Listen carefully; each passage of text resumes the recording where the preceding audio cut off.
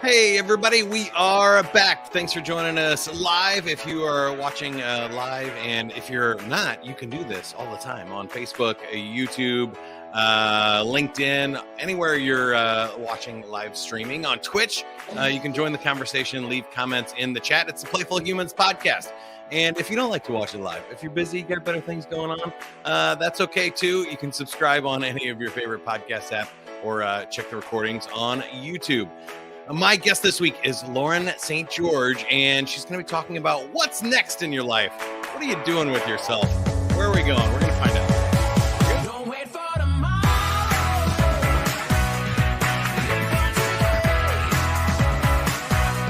Keep chasing the sunshine. Go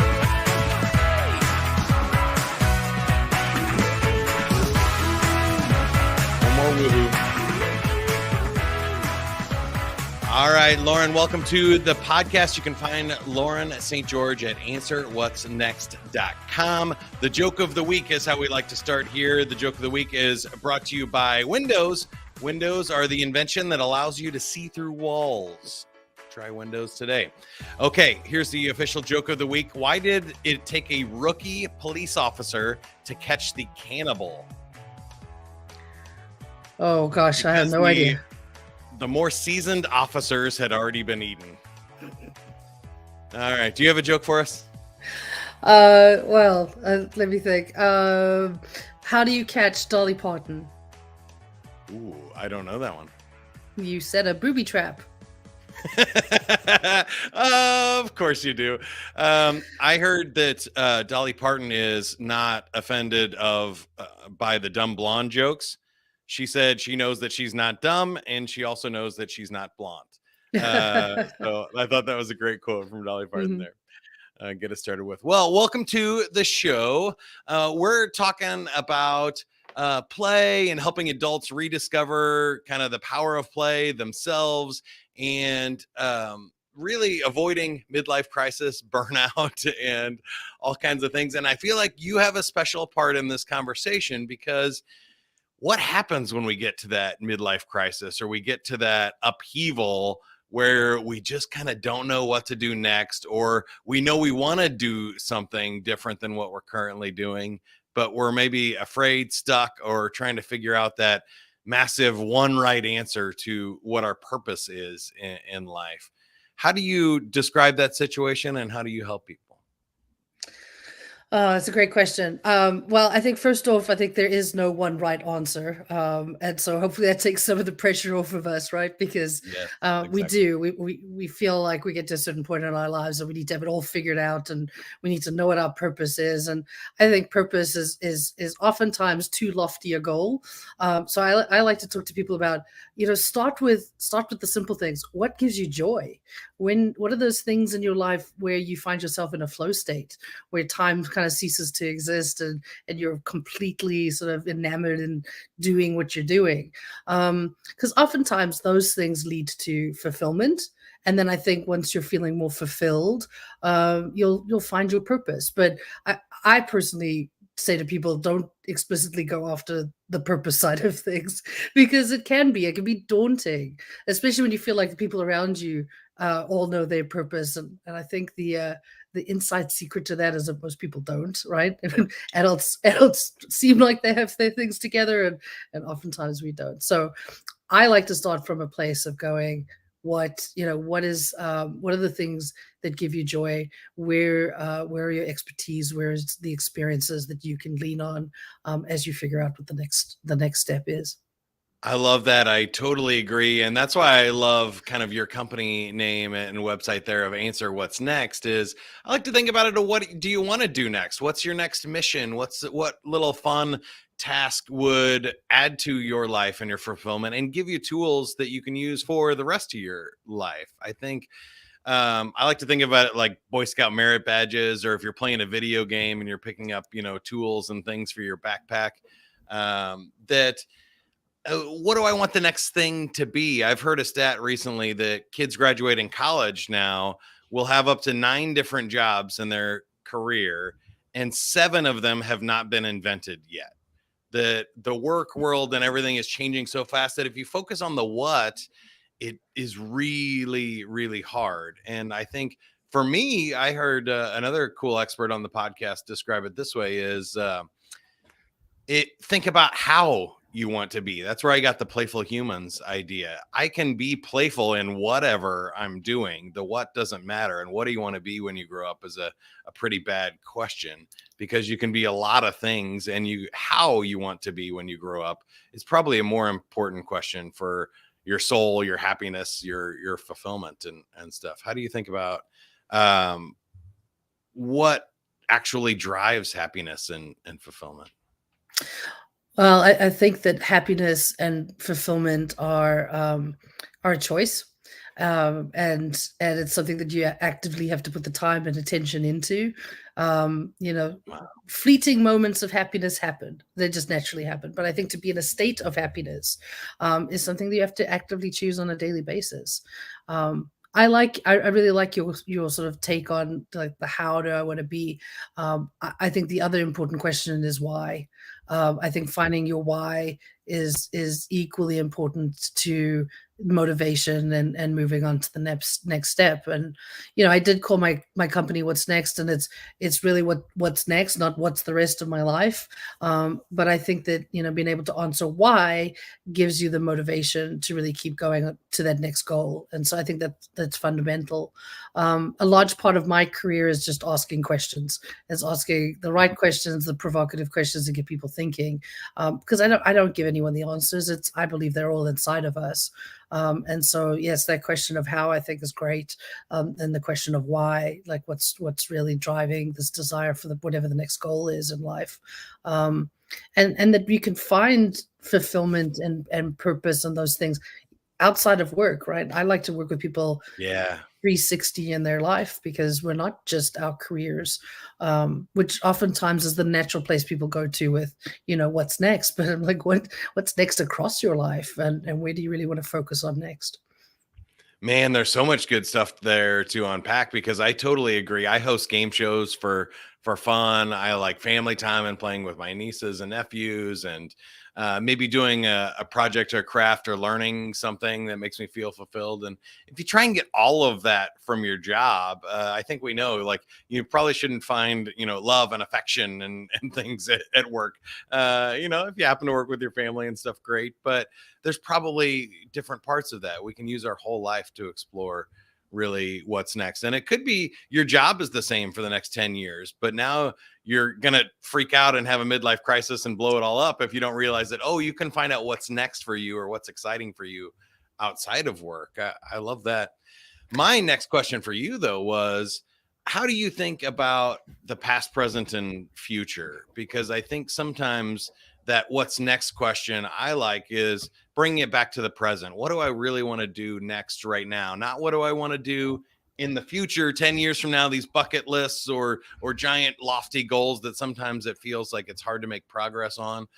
Or I think people get stuck in the past and they go, well, I have to do this because I went to school for this, or this happened to me as a kid and I'm still holding on to it. And so I can't do what I really want, which is next. And those are some messy questions. I was going to say you have a lot packed in there too. I believe that we're as humans we're really bad about being in the present. We spend a lot of time either focusing on the past, which we can't change, or the future, which we really can't predict. We can try to goal set and we can work towards those things, but life does have a way of kind of interjecting and changing you on your path, and hopefully providing some things that are wonderful and you didn't expect, but also some trying things that are really going to knock you on your ass. But I think I think that being present and being mindful of where you are right now is really a big thing, and I think it's key to living a fulfilled life. If we're spending so much time just imagining and daydreaming about the future, we're missing the present time, which I believe is the only thing we really have control over. So, I think that things like practicing gratitude, and meditation and mindfulness, just stopping to really be present in whatever is happening, will bring, I think in many ways will bring more of that playfulness into your life. And I think, just as I said earlier, we have the choice of whether we're going to be happy. I think we also have the choice of whether we're going to have fun and be playful. And so, yes, you may choose to stay in a job for 10 years, but you can ask the question of yourself in terms of how am I going to make this more fun? I'm lucky that my expertise and what I use within my jobs is creativity, and the very nature of creativity does have to be playful. So we do things that we call serious play in order to help people to think differently, to break through from the current mindset. Being having fun and coming at it from different angles is really important, and I think that that's something we can all do in our lives when we're feeling stuck, when we're trying to figure out the next step, is actually try and infuse your life with more fun, and take things a little less seriously. And I think that that opens yourself up to what are the other opportunities that are out there, and you'll start to see things that you never saw before.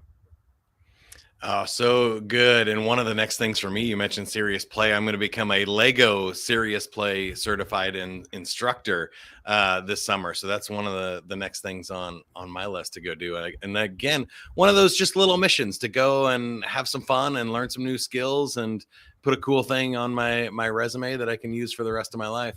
I did want to circle back and ask you about the past stuff, though, because I found it sometimes helpful and sometimes not helpful when thinking about what to do next. For me, there are some themes when I look back on it. I've always been playful. I did the morning announcements in high school. Even in fifth grade, I was a radio station manager at our little fake town thing when we had jobs and stuff. And I used to record radio shows and silly TV shows and things at my grandma's house on a tape recorder or stuff. And so as far back as I can remember, being playful and being on a microphone or camera or doing a show has been part of how I had fun and how I played. But I can also see where sometimes that gets us in a trap that I either think, well, that can't be my job. That's what I do for fun. It's too easy. I need to do something hard and challenging for my job.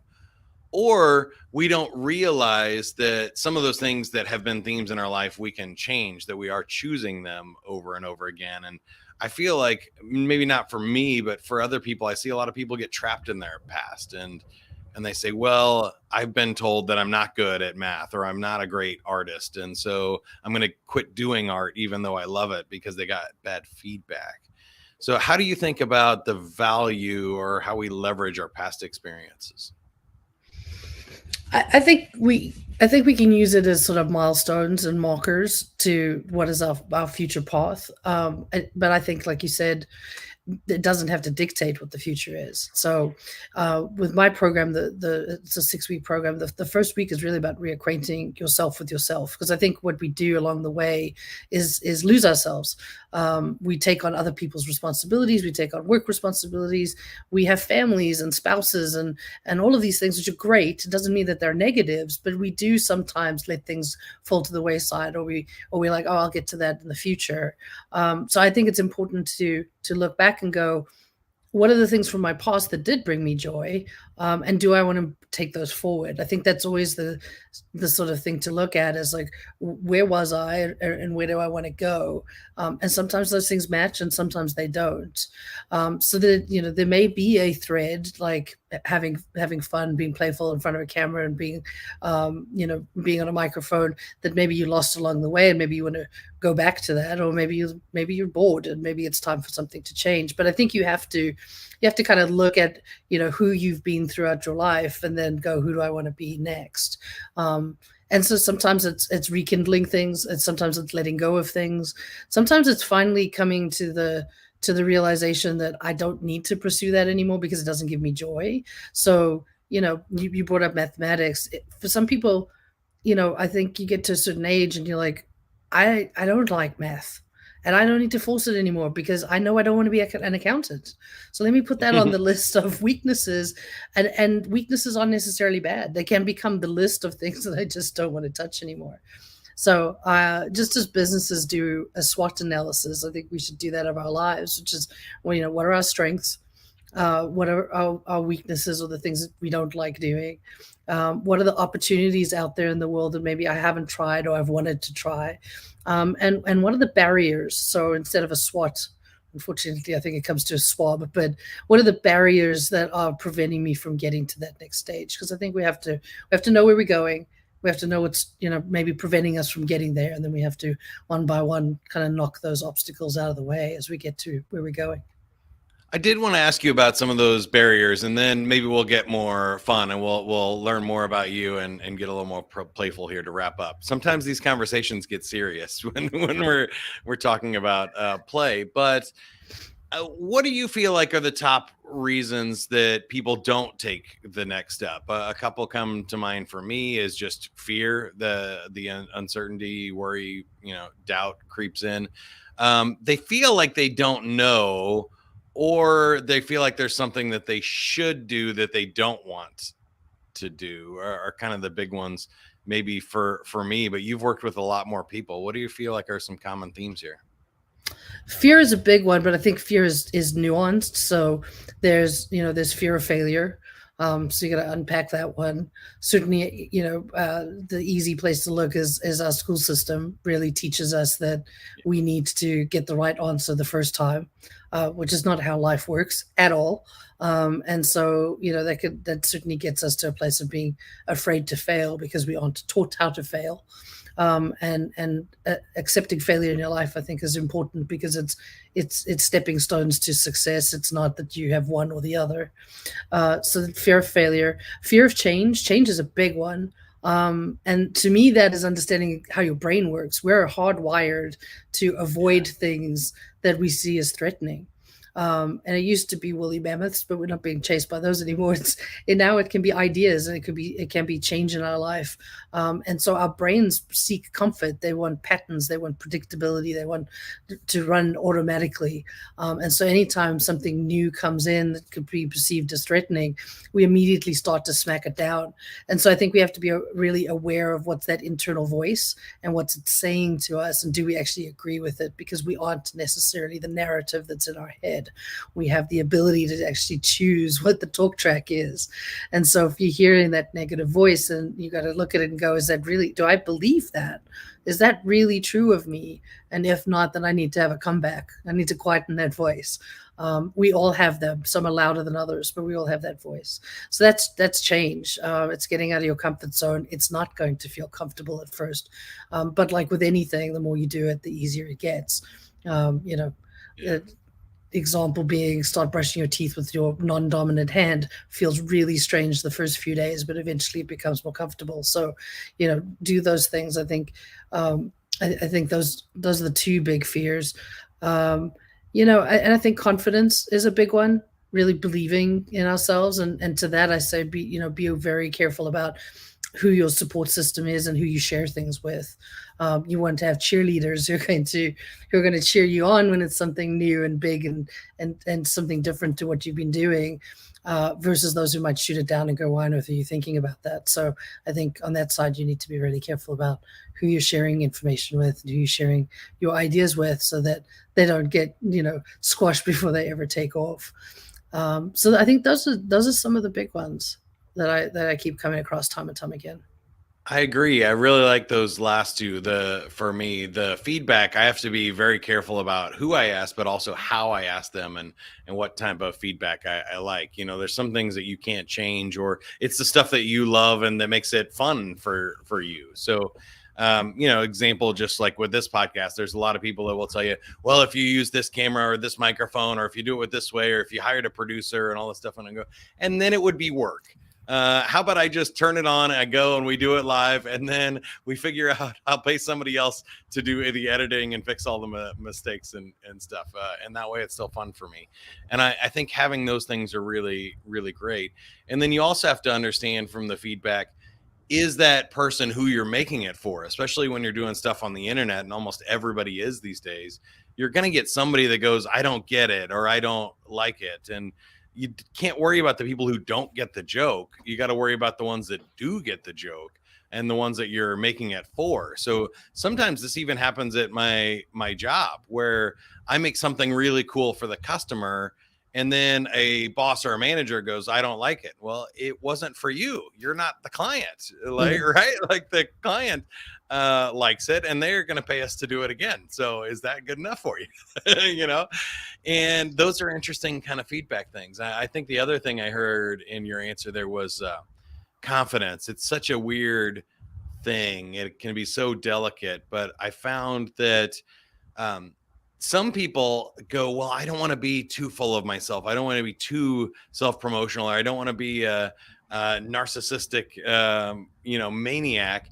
And I always have to tell people, if you're worried about that, you are not one. You need more confidence. The people that are not worried about being a maniac, those are the ones we have to worry about. So if you're sensitive, that means you can go for it. That means you can really lean in and go harder. All right, let's talk about you. How did you get here? Have you always been playful? Have you always looked for adventures and what's next in your life? Or did you come to this the hard way and get bored, get burnt out, go through crisis and have to figure it out yourself? A bit of everything. I've been on a journey that I guess the central thread, however, has been creativity, and so that's my passion, and it's showed up in different ways over the years. But at the heart of it, marketing, storytelling, creativity have always been a part of my life in one way or another since I was a kid. So it's just that it's kind of shifted and changed over time.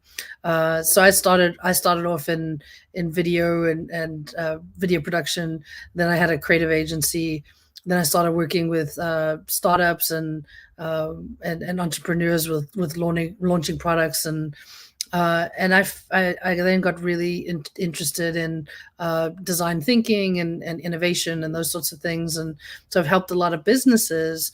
And when I went to go do my master's degree, obviously we had to practice what we were learning, and so I wasn't necessarily always going after businesses. I was helping individuals out, and I found that the methods that we often use for innovation work just as well in our individual lives when we want to sort of break thinking patterns and we want to be disruptive and we want to come up with new groundbreaking ideas.